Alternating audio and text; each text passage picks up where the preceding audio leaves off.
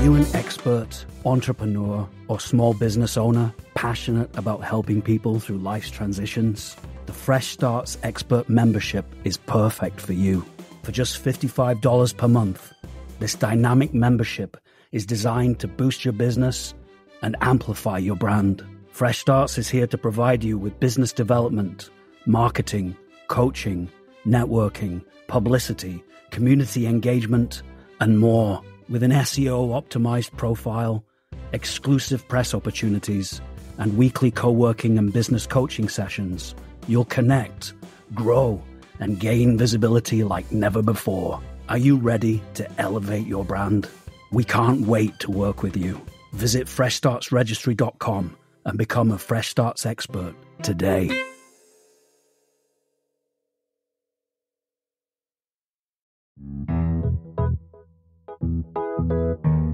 Welcome back to A Fresh Story, the podcast where we have conversations about brave decisions to start over again. I'm Olivia. And I'm Jenny, and we're so glad you're here today.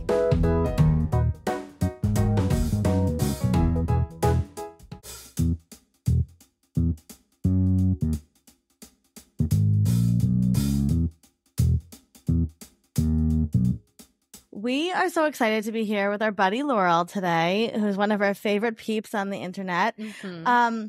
Laurel, why don't we just start off by asking you, we had you on, I don't even know, was it over a year ago? Almost 2 years ago? It was almost No. two, It was not 2 years. I had shingles, so it was a year okay, ago. Okay, a year and a half ago. A year and a quarter ago. Yeah. 15 months So ago. what the numbers, girl.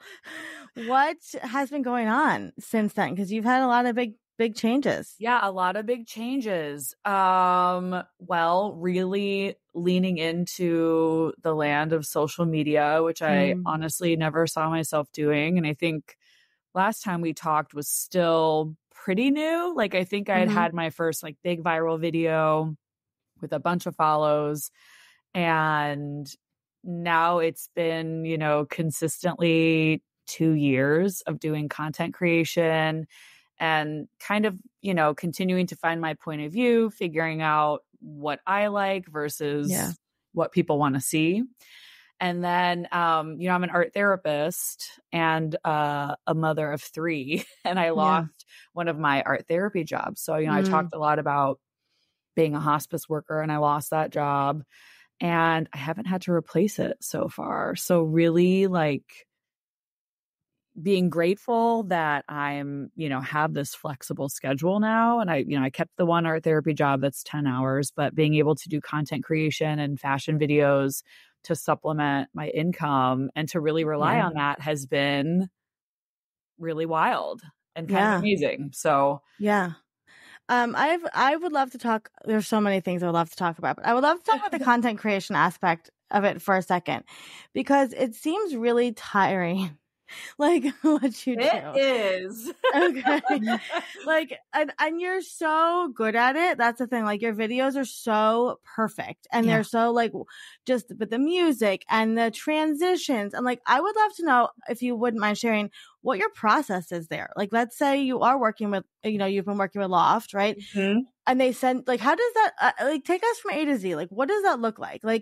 Do you get to pick out the clothes and then they send them to you? And how do you, that takes a lot of time to put all those videos together. It takes a lot of time. So Loft is great because they are so flexible. So what they'll normally do is say, hey, I've been consistently doing a video for them about once a month. So they'll say, hey, here's this month's drop, and they'll send me a link, and they'll say, pick out some looks that make sense to you. So it's never, they never tell me what to wear. So I get to really pick and choose how I'm putting things together. And I try to make mini capsule collections. So everything that I choose each month, I try to make it so that if you like that top and you like that skirt and you like those pants, you could get all 3 and they would all kind of work together. Because I think that when you're investing in items, you want them to go as far as possible and wear them as many ways as possible, especially if something's expensive. Now, I do believe in the beauty of a statement piece, where there's only that piece is just meant to be worn alone, and dressed in La La is great for that. super funky standalone pieces. But for your everyday stuff, I think it's important for it to make sense within your wardrobe. So they usually like overnight ship the items to me, and I try everything on and make sure that it fits okay. If it doesn't, sometimes they'll send me two sizes, and they're really great because they let me donate items like to women's shelters that don't work, or like I gift them to a friend. So, and I just kind of put items together and let it flow. Like, I don't want to say there's a magic recipe to recording. I do need a quiet house. And I need nobody else. I would be so freaking sweaty all the time. I mean, changing it out. Do you do it like sweaty? So like, this is why I hate fitting rooms, is because once I've tried on 2 outfits, I'm like, I can't be in here. I need to be naked. So being home alone, kind of with the fan on in the other room, and really dedicating, probably 2 or 3 hours to filming, because by the time I'm doing like my hair and makeup, and you have to think it's an ad. So I'm using it, they're using it, they're pushing it. So, I put on eyelashes and like do the whole, I get glammed up. It was really funny. I actually had to film an ad a couple weeks ago, and it just made sense for me to have a red lip. And I ran out of time in between filming and like taking the twins to soccer practice. So I show up to soccer practice with like a bold red lip and like big lashes. So my mom was like, "Oh, hello." That's so funny. Like, oh my God, I got lashes. So relatable. So relatable. I pulled my lashes off sitting there. I was so mortified. That's so funny. But then, a lot of it is editing, and you hope that like, when you're filming it, that you're getting it enough right that you don't have to manipulate too much. And I think I've been doing it consistently where like, I know what's going to be a good shot and what isn't. Right. And I try to stay away from all the filters and all that, so that it's just front camera, me, natural light, showing the clothes really well. And it seems to work. And lately, I've pivoted to Instagram, doing a lot more over there. And my favorite part is picking music to go with the music video. So that's been super fun.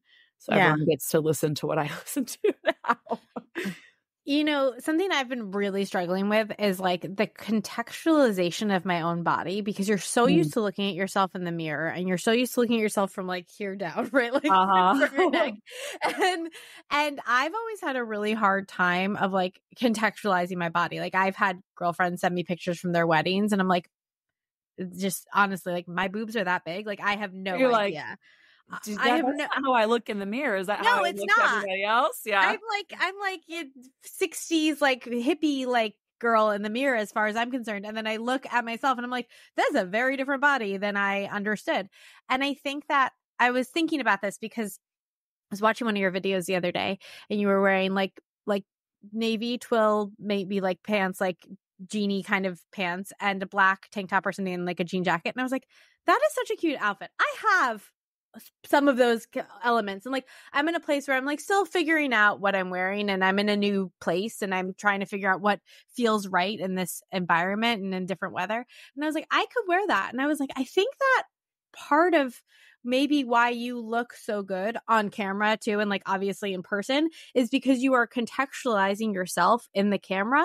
Like, you could, because we just got photos done, and I was again like, is that what my body looks like? Like, is that what I look like? Like, I have no idea. And so I wasn't joking when I said that you should come here and help me shop, and then we can and contextualize my body. But like, I think that it's so interesting, and it's such an important lesson for me to like watch you, because I think it's really hard to know. And like, what am I dressing for? Am I dressing for photos? That's a very different outfit than if I'm dressing for my everyday life. Like this turtleneck that I love, which I love, and I took photos in, and it did not work. You know what I mean? Like, that's something that I have to be aware of. So I learned what didn't work. What didn't work? It made me look matronly, and it made me look very big, because there's like no shape to it. And like, it's cute when I assume it's cute in the world. I like the way it looks. I love the way it looks on camera right now. Right. But it's a large tank top, and you could see, I have endless complaints about bras, and you could see like a little bit of like the line of like my breast, like of like the bra and stuff like that. And it made me look bigger than I wanted to look in the photos. You know, it made me sort of look bulky, and it just didn't work in the pictures at all. And it was a different color. It was the same turtleneck, but it was a lighter color. And I like things like that where I'm trying to figure it out, because we are getting our photo taken more, right? We are doing photo shoots more. And there's nothing more overwhelming to me than trying to figure out what to wear for a photo shoot. Olivia, do you know where I'm going to go with this? I don't. I'm excited to hear. Well, I guess I'm going to push back because one, I think if you really love that sweater and you love it and it's cozy and it feels amazing, keep wearing your sweater. Obviously, if you're not loving how it looks in photos, that's a different story. Right. But something that you said, which is something I like to talk about, is why as women, we are constantly told to look as small as possible. Yes. I completely agree with you. Matches me. That is slimming. That's flattering. Yes. When someone says that's so flattering on you, I know what they're saying, which is makes you look as small as possible. Like I wore a dress the other day with a harness, and the harness snatches my waist in, and because that's what it does. Because that's what it does. Right. And the dress was slimming, and I got comments like, have you lost a ton of weight lately? And I'm just like, I haven't, but I'm also leaning into wearing items of clothing that aren't necessarily making me look as small as possible anymore, because I think that we should be able to take up space. And I agree with that. And I like fuck flattering. I agree with that entirely. And like, that's why like I love these turtlenecks, because I love that they're oversized. I love that they're slouchy. I love that I've come to that place. But then when I think it's the disconnect between like how it looks when I look in the mirror versus how it looks when in photos. And I can send you the photos. Like you'll see it just like it didn't work. It didn't work because of the color. It didn't work because like it just didn't work on a number of levels. But then also these other photos we got back where I'm wearing a dress and I felt good in it, and it's just so much boob. And it's just so much. And these are professional photos. And like, I have no problem having a lot of boob in professional photos. That's my body. Yeah. But also I'm like, well, I can't seem to find a place between like here and here. We need like place between tits out and turtleneck. I need a place that's like not square neckline. I don't know how to do it. And then I'm like, and then the bras is we could do a whole podcast series on my feelings about bras.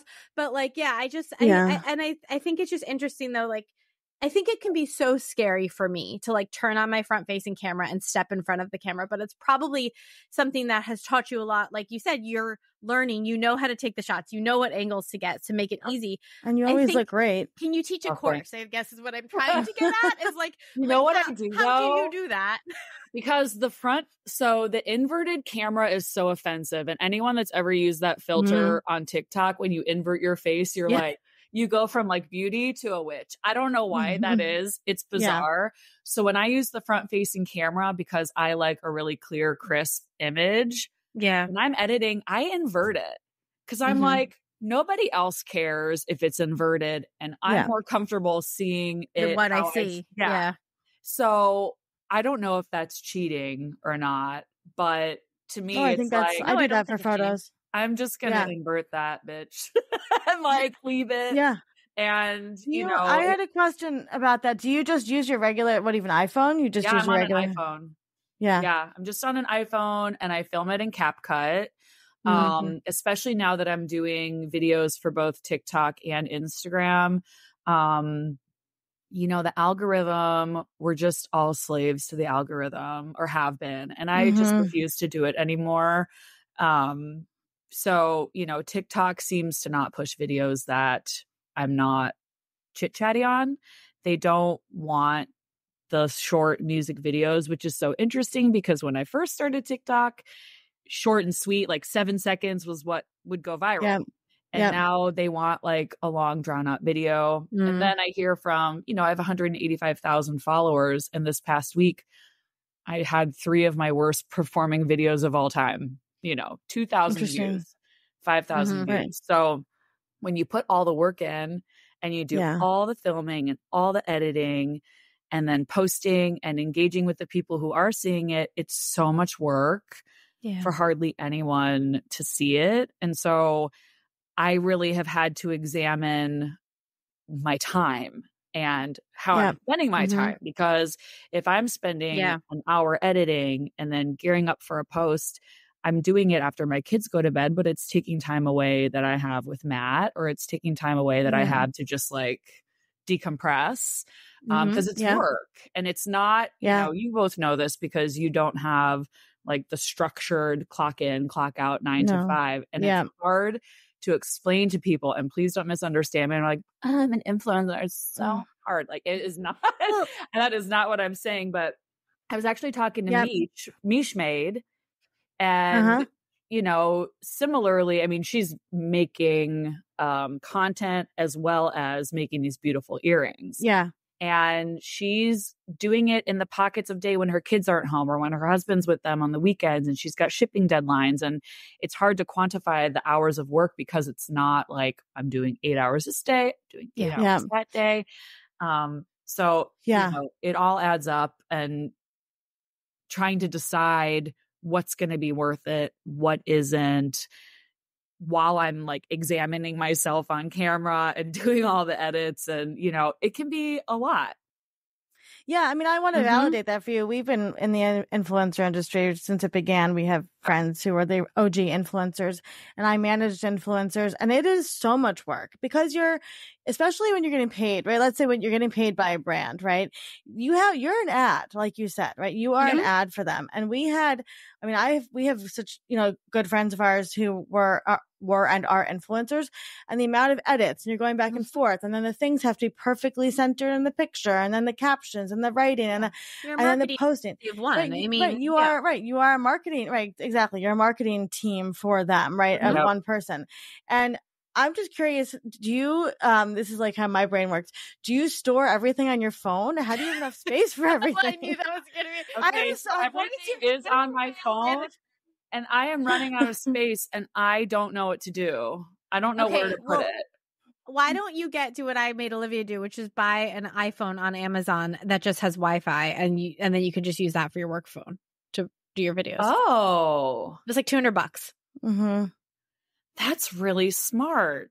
And then what do I do with the 10,000 videos I have on my current phone? No, you can also get an external hard drive and just plug it into your phone. Yeah. Oh, just dump everything. Okay. Yeah, I have the same problem. Don't trust anything. Me neither. My sister. I'm like, I mean, it's our ADHD. You can get 2 external hard drives, by the way. Nobody is stopping you from buying 2 external hard drives and putting one in a bank box. Like, you can do all I mean, this is the same issue I have with like my kids' artwork. Yep. I can't say goodbye to it. I also even like love Dropbox. There's a product that like you can send their artwork in and they take photos of it and put it in a book. And I'm like, but what if I want that original? I don't know. I'm the same way, Laurel. That's scary. No. That's scarier. That's a harder one. I mean, Bins is my solve for that one. But for the first one, I would say you can buy 2 external hard drives. You can also download the Dropbox full app to your phone and just start uploading pictures to like buy 2 terabytes of space on Dropbox and just start uploading photos. Okay. And videos. I'm going to do that. It's tricky. I struggle with the same thing. I really do. I have my phone has no space on it whatsoever. I wanted to go back to the body thing for a second because I saw something interesting the other day, and I think it applies. I tend to dress very like California style, right? So I'm like in the, you know, baggy sweaters with baggy jeans. Like, that's very comfortable for me, and I don't give a shit. Yeah. And I saw somebody was saying online, like, how it is so location based, right? So it's like in New York, like where I am, this is not the style people are wearing here, right? But if I was in like Laguna Beach, nobody would bat an eye, right? What I'm wearing. So what do you find about, because you're Midwestern, obviously Midwestern. So what do you find is like this current trend style going on there right now?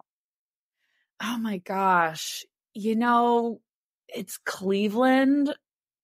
Yeah. So I love where I live and I love Cleveland, but like, we are not a city that's ahead on the trends. You know, like, I feel like the trends kind of start in California and then make their way to the Midwest. Yeah. Right. And so I honestly try not to pay attention to a lot of trends. Yeah. I tend to, I see it because I'm on the internet. And I think it's kind of like one of my favorite life mottos, which is like, take what makes sense and leave the rest. So if you see something that you like on someone and it's like a hot trend, go for it. But, we were talking about this, like just not yucking someone's yum. Like right now, what's super trendy is these barrel jeans. And people love these barrel jeans and I hate them. I can't do it. I'm never saying never, but I feel like I had Jinkos in the 90s. You did it. And you did it. And they're different from that. And there are so many influencers who I love personally who love them, but they're just not for me. So I think that, it's a matter of finding pieces that are going to stand the test of time and not necessarily just be like the moment. Yeah. Which is actually why I love working with Able so much. I was just going to bring that up. Yeah. I was just going to bring that up. They have so many great classic pieces and they will have statement pieces, but like the statement pieces will be a maxi skirt where even if it's not as trendy, how long have we seen long floral maxi skirts in the fashion world? Yeah, Forever. always. Yeah. Yeah, it's timeless. So I think, investing in pieces that can be, tied into trends, but also stand the test of time when the trend goes away. And then you're like, cool, so we're not wearing that anymore. I don't know. There's a lot of controversy over the flares versus the wide legs versus the skinny jeans. Interesting. And a lot of, millennial moms are like, try the skinny jeans for my cold day. Yeah. Like, now, does this like fascinate you? Like, do you love to talk about fashion in this way? I do. I've always had a interesting point of view. I mean, anyone that's ever known me my whole life has been like, yeah, she likes fashion. I care about what I'm wearing, care about how I look. I like seeing what other people are doing and being inspired by that. And it feels kind of wild to be the one also doing that now. Yeah. And I have pieces that I've had since the late 90s. Like I've thrifted this leopard coat from a vintage store in 1999 and I still have it and I still wear it.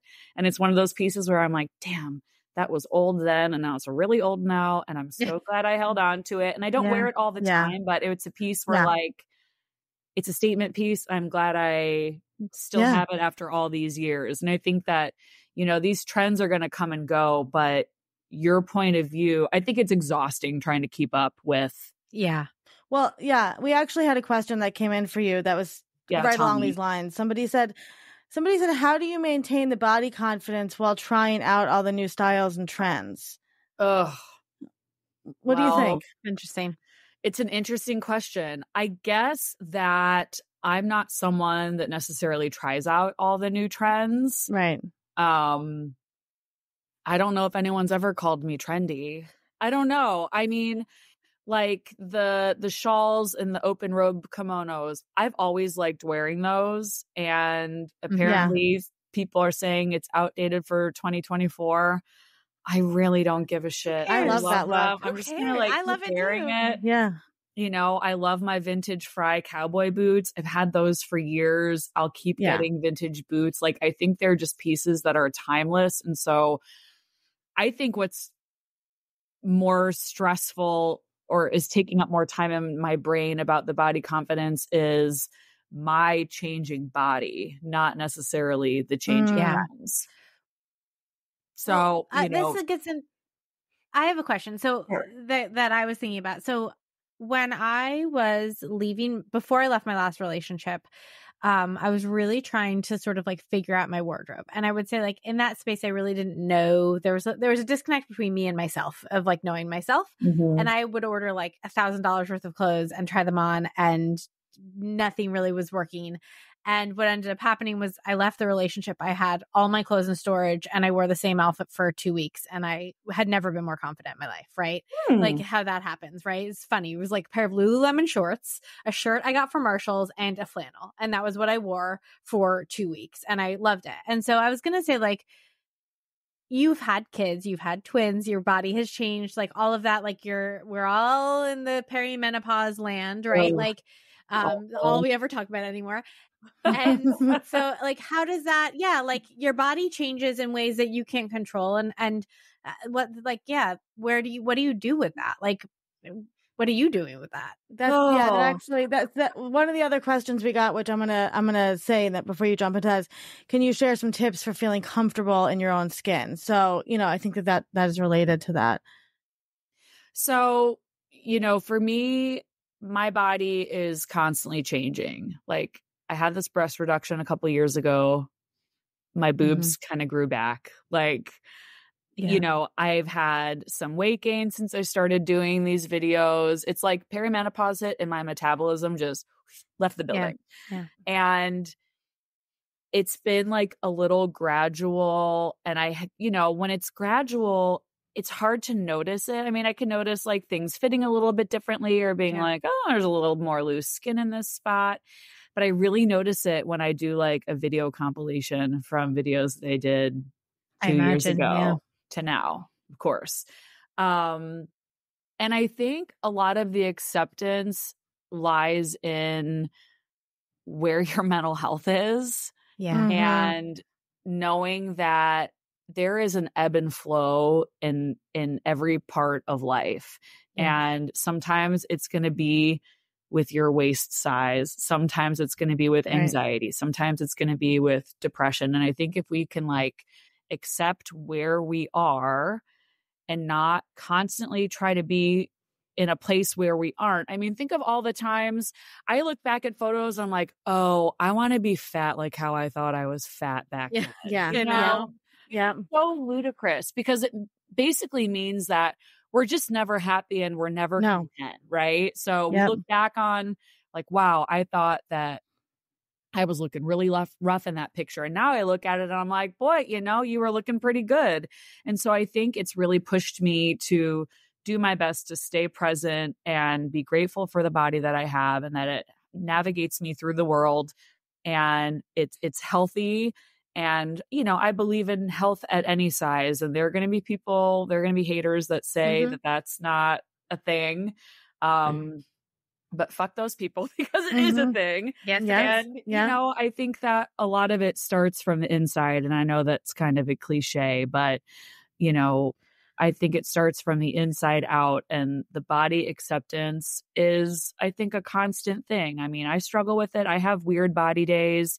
And I do my best to show those weird body days. But there's a fine line between like, you know what? I just don't want to record today, so I'm not going to. And I do give myself those moments also because ultimately I have to be on board if I'm going to show everybody else what's going on.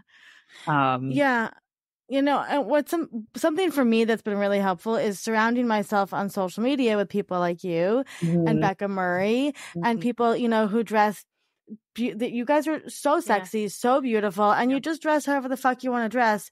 And I think right now, we have talked about this on podcasts, is there's this kind of thing happening in the influencer culture, right? Where a lot of people are getting very, very, very skinny, right? And I think that it can be really jarring when you have like a real body that has curves and boobs and butt and hips and I think that like I love watching your videos because you are so sexy and cute, and it's like, it is such a great reminder, like, you have awesome curves, and like I bought black overalls because you have black overalls, right? Like she looks really cute in them. I did, and I love them. And it's like, and because I see like you doing those things, and I really do think culling your social media so that it's reflective of your body type, it makes and like various body types. I think, like, because I think that for me too, like I'm like, well, this person looks so cute, and they're bigger than me or smaller than me or whatever. I'm like, well, why do I think I don't look cute if they can look cute? Like I'm like, well, I'm not, I'm not big like that. It's like, I'm different. My body's worse somehow. You know what I mean? Like my curves aren't as defined or this or that. And it's like, no, why not? Like all these people. And I think the change from like the early 2010s, like the aughts of the blogging of the aughts, where everybody was just like Zooey Deschanel and tinier, it's like to be able to see women that like have bodies that are like mine and aren't like mine, right? But are different in different ways and are taller than me and shorter than me and like all these things. It's such a blessing. It is. And I think that, I think what's happening in the body positivity community, which has been tricky, which I'm sure you've both talked a lot about already, is, people starting like these weight loss drugs. And ultimately, what we have is body autonomy. So if somebody wants to change their body, that doesn't affect me. I think a lot of people in the body positivity community feel betrayed in a way when someone that they followed, because they were a larger size, plus size, they were able to see what clothes look like on that body, so they could see, have a sense of how it would look like on them, feel betrayed by that. And like, I see, it just feels so nuanced, I guess. But ultimately, when you have body autonomy, you get to do what you want with your body. And if you want to do something for your health or do something to participate more in life with your kids or whatever your reasons are, it's none of our business. But, it's tricky when you put yourself out online and you're an influencer and it's, Yeah. I think it's something that I have been trying to verbalize for a long time. And I think Laura Danger said it on Time to Lean. She said, we don't owe each other anything, but we owe each other everything. Yeah. And so like, I'm not owed an influencer staying a size 18 because that's how I knew her and that's what I saw from her. And she wants to go on Wegovy and lose weight just because she wants to go on Wegovy and lose weight. I'm not owed that. What I am owed is the same grace as she's getting, and the same positivity, and the same like worth of life, and all of that. Like that is what we owe each other, is like the bigger stuff, like that's so much bigger than like, well, you were this and you have to stay that. And I think we're not allowed to change and evolve. Right, exactly. It's like we owe each other grace, and we owe each other kindness, and we owe each other gratitude, and all of those really big concepts, but we don't owe each other time or, a comment back or anything like that. Like, we could talk about this all day, but like the comment section and people are like, why are you not paying attention to me? Or why are you doing? We don't owe each other that. We owe each other respect. We owe each other like goodness in the world. So I think actually that's kind of the nuance you're playing with there. We actually had a question that came in for you, Laurel, that said, how do you handle the negative comments or criticism about your body or your style choices? Honestly, I don't get that much. Good. I really don't. We'll fight them. I will I will cut a bitch. No, honestly, like, got a lot of people who would ride for you. The first time that I really experienced that was on a Loft ad that went viral. And it was like, why are you showing a model wearing sizes you don't even sell? Yeah. I was like, a couple of things okay, there. well, you go up to a size 18. So what, like, do I, and it fucked with me in the sense of like, do I look bigger than I am? Do I look bigger than I think I look? And I kind of started that narrative, and then I said, stop it right now. Stop it immediately, because some random keyboard, it's probably some man. Like, but honestly, I think that when you put yourself out there, you have to have a thicker skin. You have to choose whether or not you're going to engage with it. And sometimes I do engage in the sense that I like try to make it a teachable moment. Like I had a comment on a video that went viral last year. It was actually at the end of last year, so it wasn't that long ago, but someone said, damn, if I had a nose that looked like that, I wouldn't be drawing attention to it with a nose ring. And it would have been very easy for me to like delete. It was a nasty comment. It was so unnecessary. And also, stupid. I've done a lot of work trying to love my schnoz. You know, it's prominent. It's a very cute nose. I mean, again, though, this idea. It's crooked. It's fine. But so is mine. I have a bump too, but this, again, it goes back to the idea of we're just supposed to be small. Our noses are supposed to be as small as possible. Our bodies are supposed to be as small as possible. You know what we never say about, like, I don't know, Michael Imperioli? He's got a weird nose. We say, no, Michael Imperioli is an attractive man. And we don't talk about men like that. We don't talk about their noses like that. We talk about women like that. It's true. And if you look, and I responded with a video that said, I remember I did like a morph from my grandma into myself because it's my grandma's nose and she's no longer with us. And I remind myself that like, this is ancestrally what I was given. And I'm not saying that someone shouldn't get a nose job if they really want to have a nose job. I'm just we owe each other nothing, like, and we owe each other everything. Exactly. I'm just saying that like I should also be able to wear a nose ring, even if I have the big nose. And I should be able to do it without some rando making a comment on it. And it's all ridiculous anyway, right? Because it's all totally made up, right? What is a big nose, right? Because if you go back to ancient Roman and you know, culturally, your art therapist, right? I mean, same with bodies, right? Like the curvy figures were worshipped, right? Back in ancient Greece and Rome. So it's all made up, right? All of these like big, small sizes, it's all just numbers, right? Placed on this like scale that we're supposed to adhere to. And I think aging also, like I've really been thinking a ton about that because I was just approached by a small business to see if I wanted to do an ad for them in exchange for like Botox and filler. And I'm not saying never, but I'm just like, I just don't want to do that right now. And I'm not making a statement on anyone that does do it. There are people who I love, who I think are beautiful, that get Botox and filler. And I'm just like, live your best life.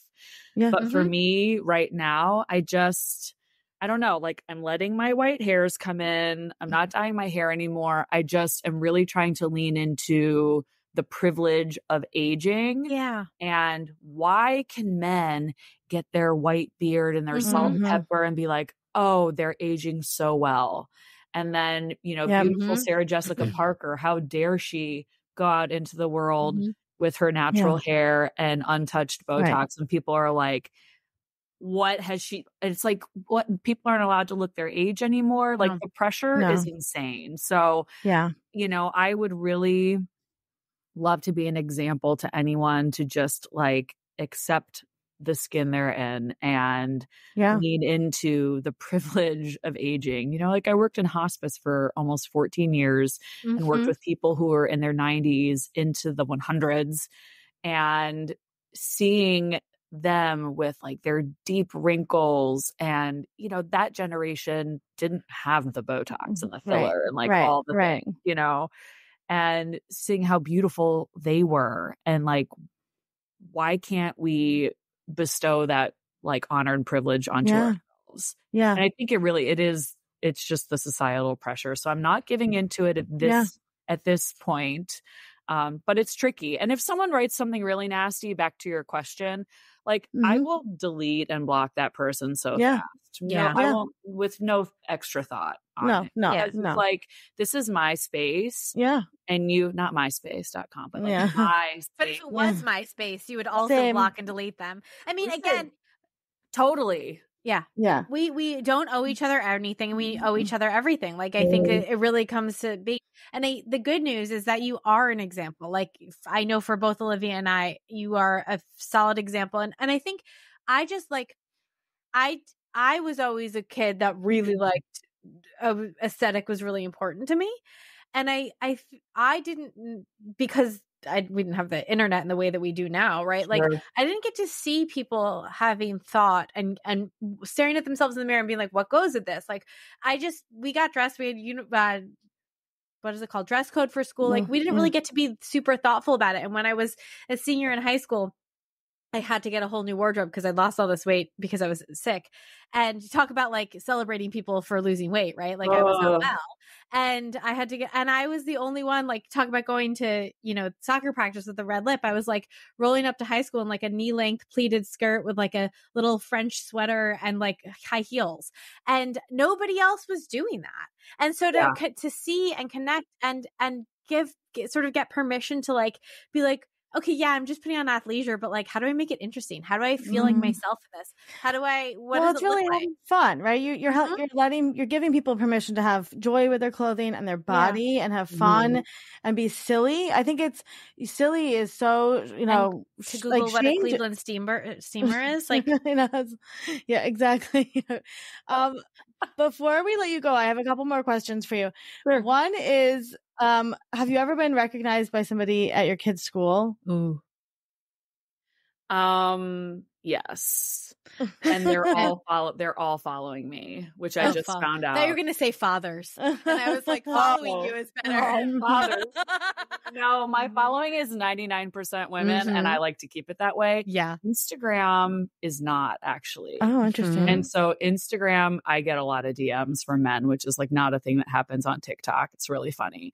I was actually having just the worst day last week, and I promised the kids I would walk to school and get them, but I said, we can't play because I have to work tonight. I have to go to my art therapy job.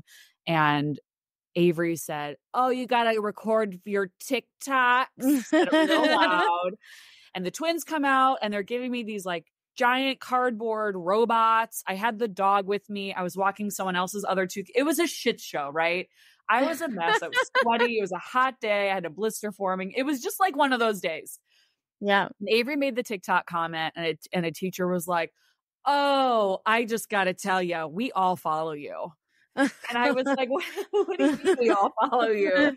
And she was like, yeah, all of us are following you both on TikTok and Instagram. And we just think it's great. And I had to just like pause. Yeah. And just be, show gratitude and be grateful, because I am grateful. And I now need to be careful if I say anything weird about their school. I know. Suddenly you're aware. Yeah, I found out I have the same a lot thing. of Matt's teachers. He's a high school principal. I found out a lot of them follow me, and they didn't know that I was his wife. Oh, so that's that funny. was an interesting discovery. Like, somebody saw him, and he's not really in my videos that often, but once in a while I'll be like, just like, people need to know you exist. I need to know you exist. Yeah. And that's how they found Yeah. out. So And he's a cute man. Like, he's adorable. That's good for I was actually going to ask how has he received all of this, like, of your pivot into kind of this new career? The pivot, I think, financially, as far as like, having a real discussion about not replacing the hospice job with another art therapy job, I think was scary for both of us. Because, as you know, in the influencing world, like, it is the Wild West. So there's huge fluctuations in income. A lot of the income is based on a video going viral or not. So the paid ads are what honestly are most consistent. And we just like sat down and looked at the finances, and we just kind of said, this may not be forever, but this is okay for now. And it's allowing me to be more available for our children.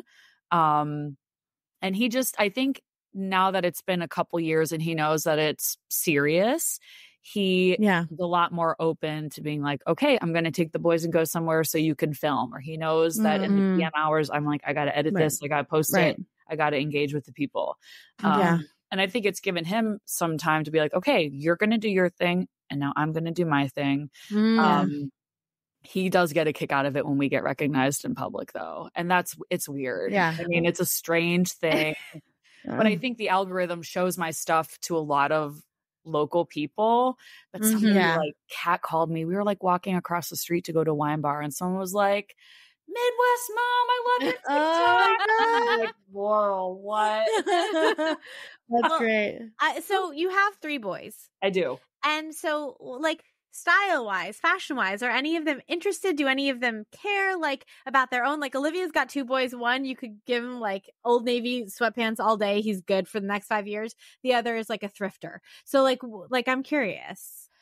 I would say they all care about fashion, but I believe they're really more influenced by Matt. Like Matt is a sneakerhead Okay. and they like their shoes and they like to kind of, it's interesting because the twins they're identical, but they've never chosen to dress alike. But the three of them will sometimes plan like, let's all wear our Pokemon shirts tomorrow, or let's, yeah. But I wouldn't say that one of them is like more into it than the other. And I try not to, they know that if there's going to be a family photo, you're going to wear what I've chosen for you, what I've curated for you. Yeah. But as I do on the internet, like I just want them to be comfortable and I want them to express themselves and wear what they feel good in, even if I think it looks ridiculous. And my parents let me do that. And I think that's why look where we are now. Look where I am now. Being and you catcalled. look at pictures of me when I was little, like wearing, the silver and like pink sparkly jellies with the full, pink romper and the sunglasses like a great that match. I mean, I've always been this way. Sometimes more, some I love it. phases more than others, but this is no surprise to like anyone in my family, truly. Amazing. Just finally monetizing on it, I guess. Exactly. What is before we let you go, what's coming up? Anything exciting coming up or brands you're working with that you're excited about? Nothing in particular. I mean, I'm just really staying the course with Able mostly. Love Able. I'm still doing a lot of my small business features. I'm really going to start trying to do that more. I'm trying to work up the guts to start talking on Instagram, which, I talk all the time on TikTok and I like have no hesitation with it. I don't know why it's weirder for me. I'm the opposite. Instagram. I'm the total opposite. Yep. I love Instagram. I can't do TikTok. That's so interesting. Yeah. I don't know. I think I'm going to start talking more in the stories. I posted one last night on small business, but, I really want to start doing more of that. It's just, I want to post it where people are going to see it and where there's going to be an engaged audience. So, nothing super big coming up, but I'm actually okay with that. You know, it's been a lot. We're doing, sometimes we're 1 month at a time. Sometimes we're 1 week at a time. Sometimes we're 1 day at a time. One breath at a time. Yeah, exactly. Yes. I think, I'm just trying to like ride this wave and it's been super fun so far. And I get to meet beautiful people. We're so like proud of you. And this is always we love you. We're so proud of you. And like, we always love talking to you. And we are so appreciative of everything you do. And like, honestly, like I'm so proud of like the trajectory that you've taken, since you began. And I just can't wait to see what you can, what you do next. All the cool stuff. Thank you so much for helping me navigate some of this. I don't know if you know this, but like, I don't have representation. Like I don't have a manager because I just feel like I would say no too much. If somebody, do you know what I mean? Like I don't want to be a walking ad. And I think that if you commit to management, like, you feel like there's responsibility to them. You can't really say no. They're going to be like, well, we're going to stop bringing you things if you keep saying no. But Olivia's been so helpful and just, helping me navigate certain situations that definitely a manager would have helped me or navigated for me. Well, where I'm like, what would you do in this situation? Because it is the Wild West, and it is asking for what you deserve versus what people are willing to pay, and holding boundaries that are respecting your time and your energy. Translates into, all other parts of life. But thank you so much for helping me navigate some of the weird things I've been dealing with lately. I really, what they say, it takes a village to raise an influencer. So we're always here for you. I am so happy you're a part of my village. Always. Us too. We're happy you're part of ours. Always. Where can people find you? People can find me at Laurel DeVille on TikTok and Instagram. And I do have my own website now that's got all my merch on there, and it's got my contact information on there for any collaborations. So I'm in the process of trademarking middle-aged, mid-sized mom from the Midwest. Beautiful. So fun trademarking something that's really confusing and weird. I love finding a good catchphrase and putting it on a t-shirt. So, that's been super fun. And find me on all the internets. Amazing. Amazing. Thank you so much, Laurel. Thanks for having me. Love you guys.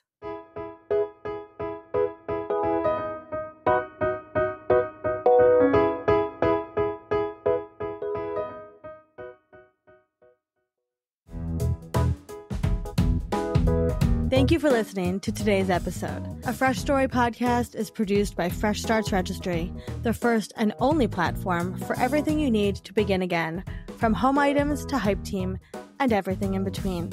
You can learn more and read today's show notes at afreshstory.com.